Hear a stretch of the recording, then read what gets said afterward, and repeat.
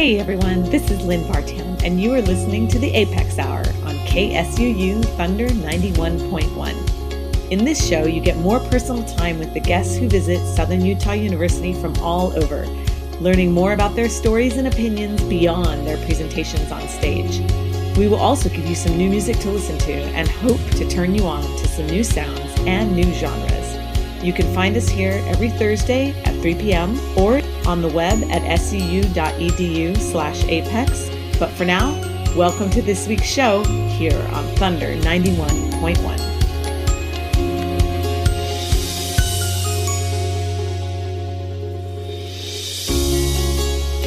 Okay, well, welcome everyone. This is a little bit of an unusual day for us. So for those of you listening live, this is the Apex Hour. I'm Lynn Vartan, and one of the cool things is that I get to bring amazing people into the studio who are visiting campus, and I get to talk to them about their lives and about what they do. And this week is another great week with Apex. We're just about ready to head into spring break. But before we do, we are celebrating the business of Tara Bench. So I'd love to welcome to the studio, Tara Bench. Thank you so much. Thanks for having me. It's great to have you here. I just totally want to tell everybody about your blog and about your website and about everything because it is so cool. So let's start with that. Awesome. Who is Tara Bench and what do you do? Oh, that's a big one. I am a former magazine food editor and now blogger, food blogger. And that's about where I am. Along with running my food blog, I develop recipes for companies and brands. I do food styling, which is making food look good for photography and video for different clients, and produce content creation jobs, things like that. So kind of a variety. That's amazing. And you have a book coming out. I do. I will soon be a published author. That's so cool. My cookbook comes out this fall. Thank you. And Thanks. Tell me the title again, because it was a super cool title. It's Live Life Deliciously. So that's my tagline, sort of my brand message, and the name of my new cookbook. And so if anybody wants to come find you right now as they're listening and they're like, oh, this she sounds so cool, I want to find out about her recipes, where should they go? TaraTeaspoon.com. Awesome. One word, and at Tara Teaspoon on Instagram. And you are just so good with social media. I mean, you respond to people. You're just so present on it. Maybe that's kind of a great place to start. Your talk today talked a lot about the entrepreneurial spirit and how you've built your business and how you've built your brand. So maybe if you could talk a little bit about that component of it, because I know that's something I even, struggle with, is like getting on top of the brand and the social media. How do you do that? I did have to sort of change my perspective on it and move from sort of that consumer of social media to a producer and somebody more active and engaging for my business. And I still, it's an aspect of my business that I know is necessary to engage with people who are following me or want to be a part of my food world. And I love that. And it's also still a bit of a challenge to, it's some people's full-time jobs to maintain social media, to put fun content up and to engage with the people that are there. And so it is just one aspect of my business, and I have to balance that. So it's fun to be there and great to be there, and I can share things in a different way than I can on my website. And it's also a challenge to balance that. Yeah. I mean, you do it so well. And one of the things is related to that is the photography and the food styling. And I know that that's something you've been doing for a long time. And so I'd love to kind of just get into a little bit about what it means to be a food stylist. And I mean, the photographs on your site are so gorgeous. You must wear so many different hats: art director, whether or not you're taking the pictures yourself, you're styling them. How does it all work? You have a home studio. Take me through it a bit. Oh, thanks for asking. I started out as a magazine food editor at Martha Stewart magazine and learned food styling on the job. I didn't go to school for that. And food styling is, for editorial purposes and publishing, you are learning to cook recipes and use real food and make them look good in a photograph and in front of the camera. And there are tricks to that. For the most part, I learned the type of food styling and do the type of food styling that uses all real food and the actual recipe. However, part of my career, I have done some advertorial food styling. Okay. And that's a little bit different, where the food maybe needs to sit on set longer or it's under really heavy lights. Oh. And so that's the type of food styling that you might have heard about, where they use Crisco for ice cream or different effects to get the look of steam, or glistening, burgers with Vaseline, etc. Whoa. So those are some tricks that I have used and I do, but I really love food styling using real food and making it look approachable and like something that you can recreate in your kitchen. Yeah, that's just a whole new world for me. Wow. Yeah, and it's great. I often people have said, "Oh, you're an artist," and I've never thought of myself as an artist. I think, well, I'm a cook, but there is an aspect to that where you are looking at food as if you're the lens of a camera, and what is this going to look like, and does it look better overhead or coming in low, and looking at all the details. So there is something very visual about that I deal with. Are there any like simple tricks that you can share? I don't mean trade secrets or anything, but everybody, people are constantly pulling out their phones in restaurants and things like that, or want to style food that they make. Do you have any home kind of tips? A few, I would say. So the whole taking a photo in the restaurant where you get served this beautiful plate of food and you're like, I need to document this. It's the lighting. So have everyone with a phone put their flashlights on that dish, and then you can take your picture. Yeah. And that definitely always just makes it look more beautiful and just like your eye sees it. Yeah. But at home, there is something to be said for, if something looks good, you're going to enjoy it a little bit more. Right. So those slow cooker meals that have been simmering and getting all delicious for hours are usually pretty brown and, not super appealing, even if they're delicious. So things like that, some food styling tricks that maybe aren't super technical is throw some fresh herbs on top. Oh, yeah. Or, serve it over rice or next to a beautiful crusty piece of bread or something like that makes it look more inviting. Yeah. And that's a simple thing to do. Something at home, and something that I do professionally is you think, okay, I've got this hot lasagna with melty cheese and I'm going to serve it on this plate and it's going to look delicious. And you try to serve it and it melts and falls apart. Right. So things like that, the tricks are to let that rest for almost 20 minutes, even though you think, well, it's going to get cold. It doesn't really. And I food style cold food a lot. Yeah. And so there are those aspects of I'm not serving it right out of the dish like you do at home. Yeah. And so it does look like that, even though it will taste the same. That's so fun. Yeah. And I wonder, it's probably something that's a lot of experience-based work and maybe tricks kind of shared among professionals. Because are there books on food styling? Is it something you can research? There are a lot of books and trade publications and things like that from professional food stylists that have been in the business for years, and they wrote these amazing books with all these secrets and tricks.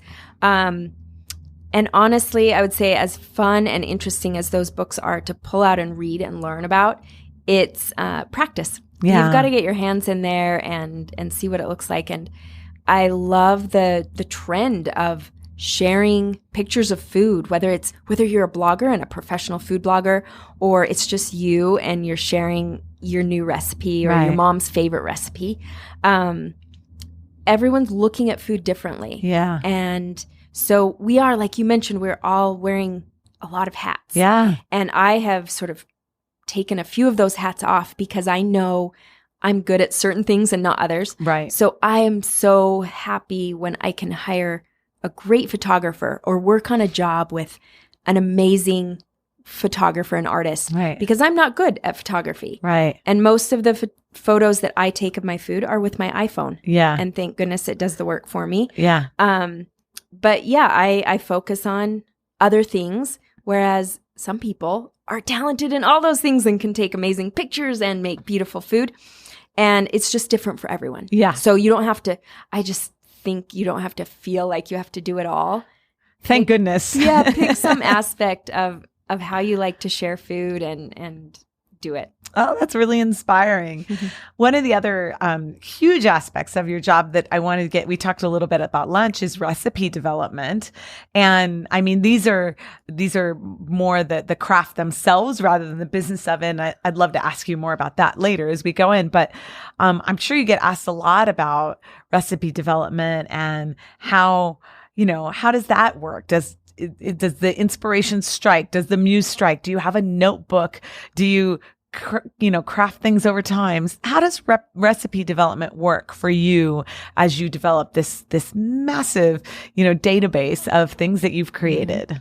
All of that. Yes. Cool. Yeah. And it's different for every recipe, every approach, every job, like freelance job that I take. I will go about it. Yes. I'm always collecting inspiration, whether I'm eating out or flipping through beautiful magazines in my cookbook collection. I'll see something and say, without looking at the recipe, say, oh, that looks good. And could I make something up and create my own flavors? Because I'm drawn to that in a visual way. Now let me make something that might taste good that looks like that. Or maybe it's the opposite. I'll have a bite of something and I'll say, oh my goodness, this is great. I'm going to recreate this and maybe add a different flavor or make it differently in some way. And so that is definitely part of the process. There's also an aspect to just coming up with something out of the thin air. Right. I often cook by cleaning out my fridge. Oh and I'll my gosh, say, that's awesome. What have I got in here?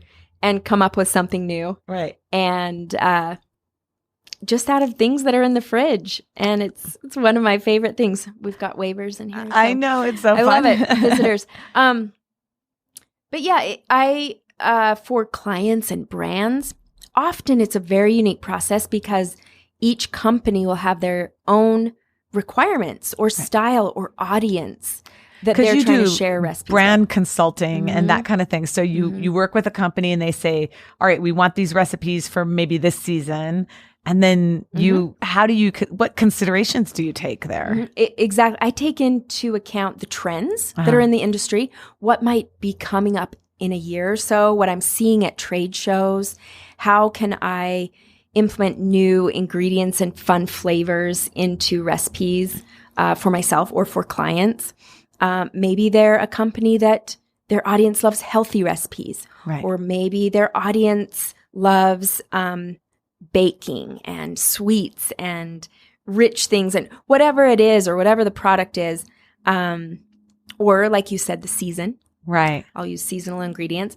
But it is fun just to say, hey, I'm inspired by this. I want to try this new ingredient and I want to make it accessible for someone at home.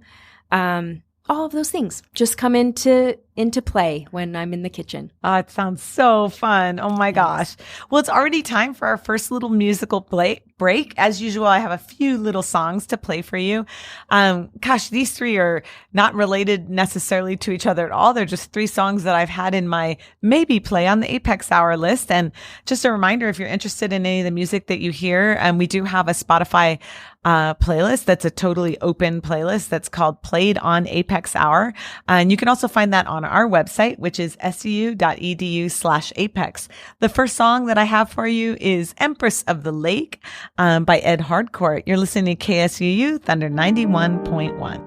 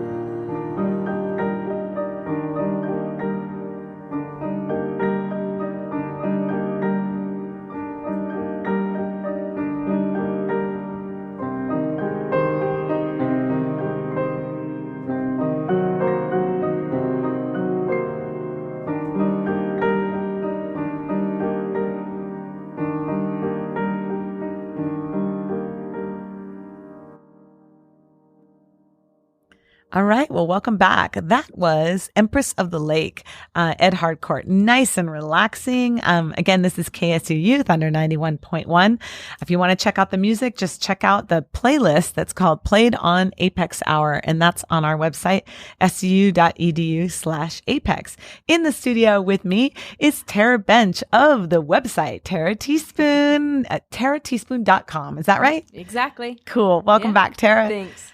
I would love to talk to you about some of your work in magazines. I still love magazines, and you've worked in a wide variety of magazines and in a wide variety of positions. And particularly, I'm kind of interested in the time that you were at Ladies Home Journal and some of the changes and modernizations with the look and everything that you were involved in. I wonder if you could share some of that with us. Oh, absolutely. And to start off, I am such a sentimentalist, and so working at Ladies Home Journal was really fun for me. It was over 130 years old when I started working there. And I loved the history of that. Yeah. It was a women's service magazine and had started in the 1800s. Yeah, it's amazing. And we had the archives. I would love to go look at the archives and see those old magazines and how they helped women run their households and see the world through those pages. Right. And so the other thing is because it was that old, all of our grandmas probably had it on their, coffee tables, and it's in every doctor's office. Totally. And it had a definite feel and persona to it, and a history, a sort of a historical stance, and amazing articles, amazing writers would appear in its pages. And a few of those pages were food pages. So that's what I was in charge of and overseeing. And as I was there, the magazine industry was changing. Many magazines over the last several years have closed. Yeah. Things are going digital. There's definitely still a place for magazines in the world. And we, as a company in Ladies Home Journal, we were trying to stay relevant and stay important to those readers, the millions of readers that read that magazine. And so while I was there, we sort of made some shifts and changes to become more relevant and incorporate social media and engaging with our audience rather than being the experts that were just telling people something. Within the magazine pages, we were able to sort of start a conversation and get other voices in there and readers to sort of participate in the topics that we were talking about. And that fell into the food pages as well. So rather than me just being there sort of waving my hand saying, this is the best recipe and this is how you make banana bread and this is what you should do for Christmas cookies. And I was able to sort of go onto social media and create a conversation and modernize those food pages. It was so fun. It was a real challenge and learning experience in branding and repositioning. And we did it several times over those years that I was there. And was it difficult or well received? I mean, was that tough growing pains, or was everybody like on board? What was that transition like? What was interesting is it was very well received. In the magazine industry, you're always very concerned with your median age of reader, right? Because the advertising companies are looking at that. Right. And something that I learned there was that process of how a magazine is staying afloat because of those ads that you flip by. Yeah. And they're paying for those pages. And so I would go on sales calls and go to these advertising agencies, and even they were saying, man, this magazine looks amazing. Oh, that's great. Wow, this is an amazing change, and this is so fun.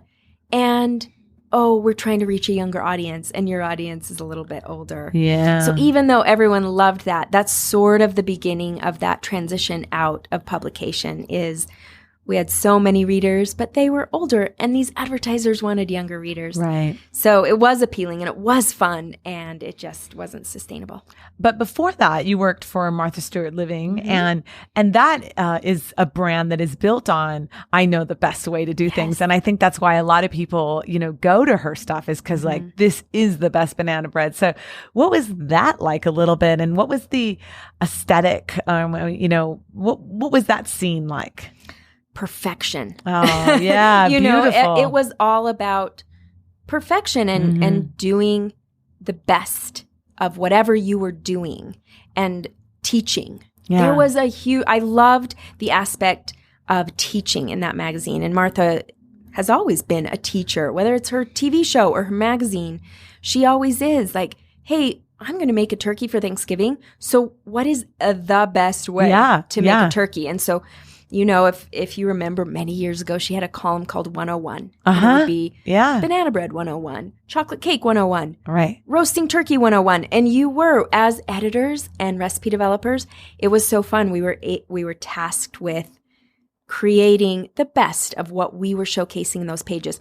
And sometimes they were a little esoteric and, new and crazy flavors, and maybe a mushroom you would never even be able to get at your grocery store, but we were creating recipes with it. So part of the pages of Martha Stewart when I was there were about aspiration and inspiration. Yeah. And some were very usable and approachable. Right. And it was a fun mix. And I think that magazine is still almost a reference book. Yeah, totally. In every, whether it's the craft section or the gardening section or homekeeping, she appeals to so many people, and it's kind of that aspirational, like, I am going to try to be like this. I know. I love the calendar at the beginning of each issue. Each issue. I was like, each episode. Yeah. Oh my God. Each issue, where you would kind of see, oh, she's planting her bulbs now. She's doing this now, is there any, I know you learned a ton from all of these experiences, but I was curious if there was, because you were still, that was the first sort of big company that you worked for, and you were really in on the ground up with Martha Stewart Living. Are there any standout lessons or standout things that you really learned from that particular experience? That's a great question. And I have always said, like you said, it was the beginning of my career. I started there as an intern and became a food editor and sort of worked my way up. But I always say I learned everything there. Right. Even though I had gone to culinary school and I had some journalism education, I learned how to develop a recipe there. I learned how to food style. I learned how to work with a team of art directors and photographers. I learned how magazines are published and what goes into it, and how far in advance you plan and how to plan. Right. And so, I learned a lot, and I took a lot away from those years of experience into my other jobs and into my business now. Yeah. So it was a big thing. And you've also done a lot of TV, and I'm a huge fan of some of these competition shows, and you've been a judge on them, and you've participated on them. We were talking a bit at lunch about what those are like, and I wondered if you could share with our audience things that are exactly the way we think they are, and things that might be a little different than how we would think watching the show. With however you want to share, of course. Yeah, exactly. Whatever I didn't sign away exactly, in a contract, of course. No, those shows are fun. Like you said, I have been a judge on a Food Network cooking competition show. It was several years ago. It was a Thanksgiving challenge. Oh, how fun. And most recently, a few years ago, I was a contestant on the Christmas Cookie Challenge. I love that Food show. Network. We binge watch that in the holidays so bad. I mean, what is wrong with watching people bake? It's the best thing ever. So good, especially at the holidays. Yeah.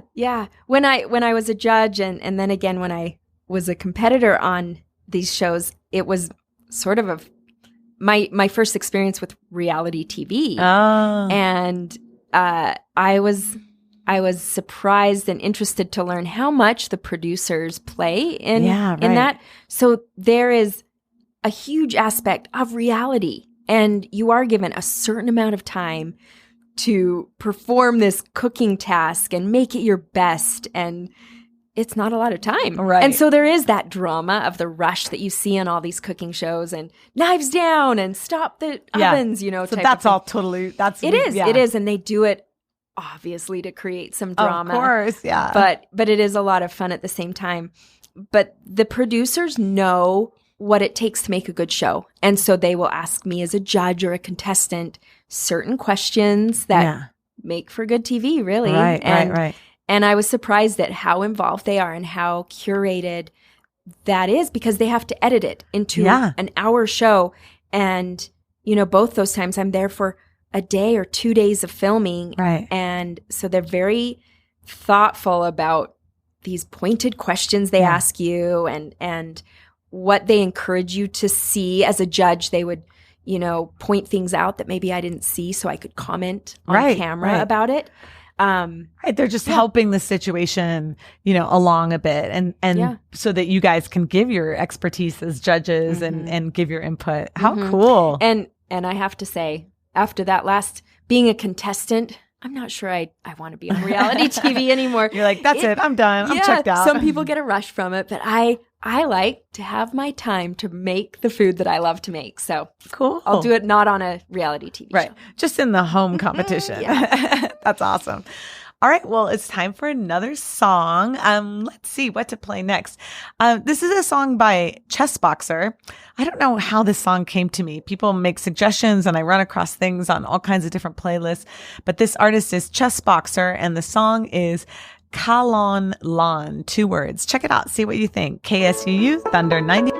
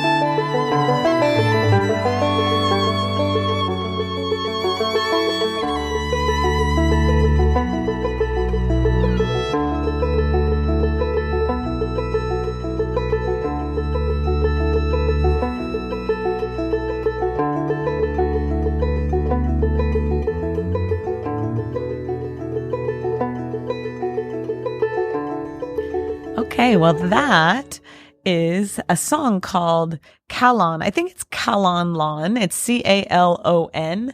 And then second word, Lan. And the artist is Chess Boxer. And you're back listening to the Apex Hour on KSUU Thunder 91.1. I am Lynn Vartan, and I'm in the studio with Tara Bench. Tara's website, which we have been enjoying. I mean, the pictures are amazing. You guys got to go check it out. Is tarateaspoon.com. There are recipes. There's a store. There's all kinds of things. And we're going to talk a little bit more about her book coming out and some of the recipes. Maybe she'll share a couple of titles of recipes that are coming out with it. So welcome back, Tara. Thank you. Thanks for having me. Well, we've been talking a lot about all of your incredible successes in big companies and now with your own company and the book that's coming up. But I know so many people who, say, wow, well, that just sounds amazing, but I have a blog or I have a small business or I am trying to get started in things and it's just hard, and I'm sure that you have plenty of that side of things too. And I know in your talk today, I really appreciated your discussion about resilience. You shared your brother's story and the workout. You've got to just keep doing it again and again. And I would love for you to sort of talk about maybe some of the challenges, and or some of the fears and perhaps some of your defense mechanisms, if you will, because I think that'd be really inspiring to anyone out there with a business that they're looking to expand or keep going. Mm-hmm. Thanks. I'm very open about talking about the ups and downs of being an entrepreneur and running your own business, whether it is a blog or something that you run from home, right. And produce and sell, or create courses and teach people, whatever it is that your business is.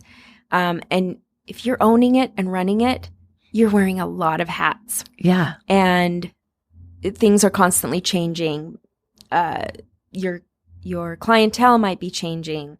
Technologies might be changing. Right. And even in the course of the last 5 or 6 years that I've been starting this business and growing it, things have changed.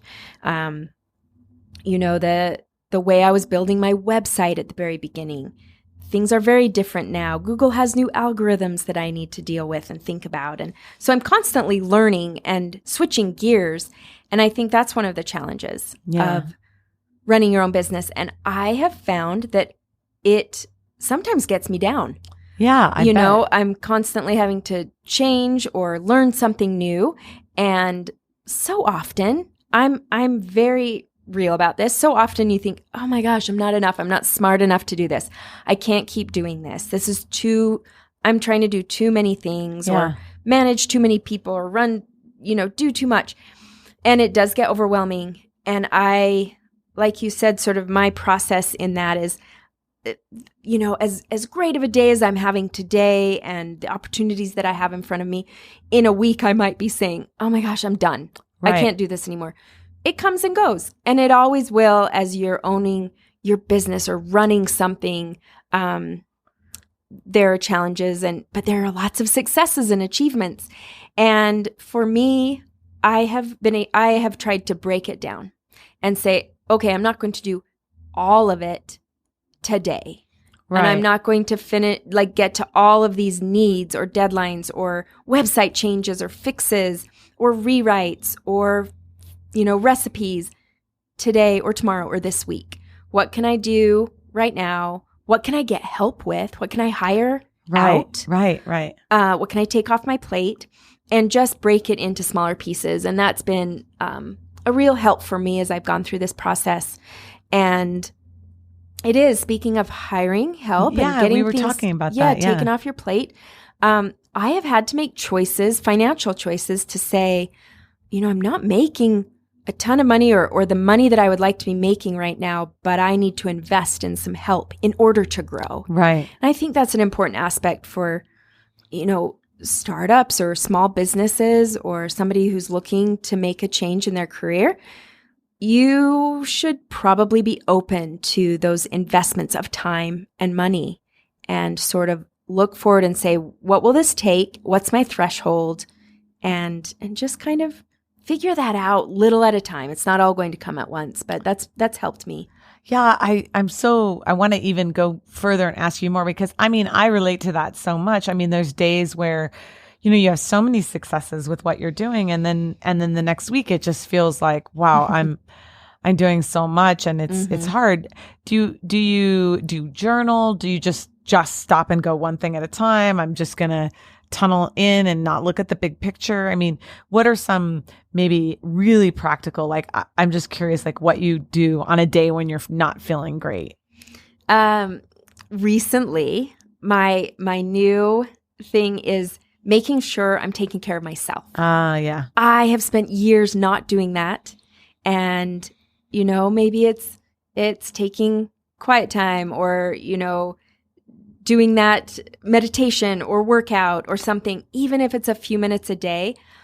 That is my new thing is Good saying, for you. I'm going to be a better business owner. I'm going to be able to accomplish more in this day if I take care of myself a little bit. Yeah. And it is still a challenge for me. It is hard not to wake up, get going on my business, know that I have 10 deadlines that day, jump right on them. I am trying to restructure my work-life balance. Right. To do that because it has helped a lot in my business, surprisingly. Right. And yes, another thing is just creating new systems. Oh my God, you're speaking my language. Right. I love my systems. Yes. And they change and morph as your business changes and morphs. Yeah. But I've loved it. I get summer interns every summer. And cool. They work with me on my business. They're college students. And I love their new ideas and what they're bringing to the table. And I've created systems in my business based on their ideas and somebody from the outside kind of coming in and saying, hey, let's try this, or let's organize your data or your files this way. So just being open to new things and saying, hey, what change can I make this month or week or year that will move me in a new or different direction? Oh, I love it. And do you sort of plan? Do you have a 5-year plan, a 10-year plan, or you just kind of go like, okay, what can I accomplish this year? Oh, great question. I never really have. Yeah. I feel like things are changing so much. Right. I sort of have a few sort of pots of gold at the end of the rainbow that I work towards, but I don't know if that's going to take 2 years or 5 years. Right. Something that I've learned this year is my business slowed down a little bit because I took on the project of writing a cookbook. Yeah. And so had I had this 5-year plan, I would have had to shift it anyway because this new opportunity came in place.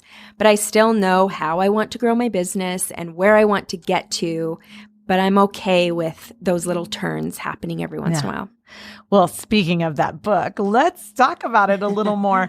Do you have a month? Do you have an exact date? Do you know when it's coming out? Tell me all about it. Tell me more. Yes. If you follow me, you are going to start seeing some exciting announcements about pre-sales this summer.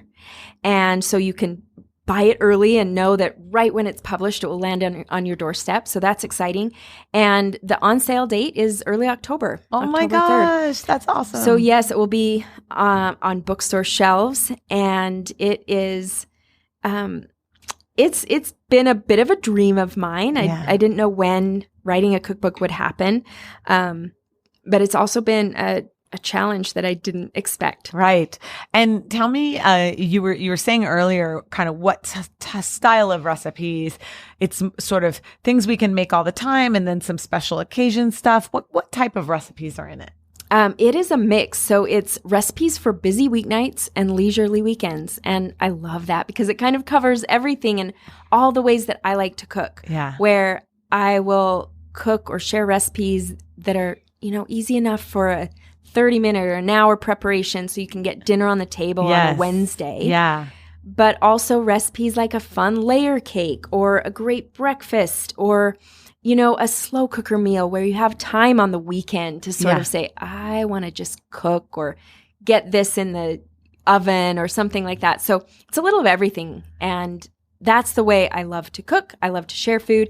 That's very much like my website. You'll find a little of all of that. Is there a recipe I don't know if you can share, but if you can share a recipe from the new cookbook, kind of a title, just to maybe a special one that comes to mind or one that comes to mind that you're particularly excited about. Good question. I haven't picked favorites yet. Yeah, right. And it's fun to see as I've had help with family and friends who have tested my recipes before they go in the book because I want to make sure they work really well. So it's been fun to see what their favorites are. And for instance, my chicken chili verde soup has already been made countless times. And so I'm so excited to share that recipe with the cookbook readers. Okay, that's awesome. But there's a mix. I've got some fun appetizers that, oh my gosh, are some of my favorite dips and spreads and snack boards and all the way to breakfasts and desserts and like very flavorful ethnic meals that I've created and that are my favorites. Oh my gosh, it sounds awesome. Thanks. Well, I'd like to, we have just a few minutes left and I have a couple more questions that I want to ask you. One is there a cookbook that is tattered and worn, well loved, well read in your own collection or a cook that particularly inspires you? Do you have a favorite cookbook? Oh, there's so many. And I'm trying to think. I'm a collector of cookbooks. So oh my gosh. Oftentimes I have so many. I can't even get through them, but I love them. I will grab and love and reference and use cookbooks anywhere from Maida Heater, who is this amazing baker and cake maker, and to Cooks Illustrated. I love their technical recipes and the explanation behind them. I reference all of my old Martha Stewart cookbooks. I love Ottolenghi. He is, a chef from the UK that I don't know him. Just beautiful food with veggie heavy and flavors and very Middle Eastern Israeli based flavors as well. And so he's inspiring. And I've always loved Jamie Oliver. Yeah. Just his personality comes through in his recipes and his food, and those are always fun. But really, I could go on, Lynn. So that's just amazing. Fun. I mean, those are a lot of cool ones to check out. Some I'm familiar with, and some I'm going to have to totally check out on my own. Well, that is amazing. I can't believe, we've just eaten up the hour, which is so awesome. I love talking to you and I cannot wait for the new cookbook. I do have one more question, which is our sort of playful, fun question. And it's the question is what's turning you on this week? So you can start thinking about that. And it could be anything. It could be a book or a movie or a TV show or your favorite lipstick or, it could be anything. We've had everything from The Real Housewives to some, incredibly, intense book of poetry. So it's totally just a fun question for our listeners to get a little more insight to you. So Tara Bench, what is turning you on this week? Oh, that's a great question. And that was not enough time to think about it. But sorry. I tried. What's turning me on is, I love to travel and this scare with health around the world is crazy. But what's turning me on is still just looking forward to vacations I want to take. And I've been very into looking into food vacations and where I can go and learn to cook, and whether it's Thailand or Mexico. And so that's just a passion that I've recently been into. So that's fun. Oh my gosh, that sounds amazing. Cooking. I never really thought about that, but like going to Thailand and learning how to cook Thai food. Right. Oh, sounds fantastic. Pretty dreamy. All right. Well, the website is tarateaspoon.com, and then your Instagram is? At Tara Teaspoon. Great. Perfect. And the book is coming out. There'll be pre-sales in the summer. So definitely get on her social media and check out all the beautiful, beautiful food that's there and the beautiful photos. So Tara, thanks so much for your time today. I really enjoyed talking to you. Thanks, Lynn. It was great. Thanks so much for listening to the Apex Hour here on KSUU Thunder 91.1. Come find us again next Thursday at 3 p.m. for more conversations with the visiting guests at Southern Utah University and new music to discover for your next playlist. And in the meantime, we would love to see you at our events on campus. To find out more, check out suu.edu/apex Until next week, this is Lynn Vartan saying goodbye from the Apex Hour here on Thunder 91.1.